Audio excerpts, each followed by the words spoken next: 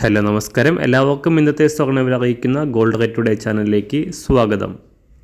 ഇന്ന് 2025 മാർച്ച് മാസം 14-ാം തീയതി വെള്ളിയാഴ്ച, സമയം രാവിലെ 10 മണി.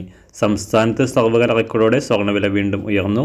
ഇന്ന് 1 ഗ്രാം സ്വർണം 110 രൂപയും 1 പവന് 880 രൂപയുമാണ് ഉയർന്നത്.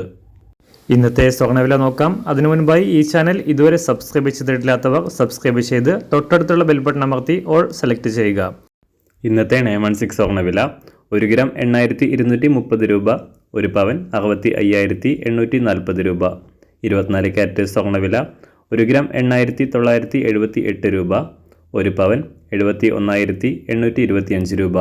18 ക്യാരറ്റ് സ്വർണ്ണവില 1 ഗ്രാം 6733 രൂപ, 1 പവൻ 53,869 രൂപ.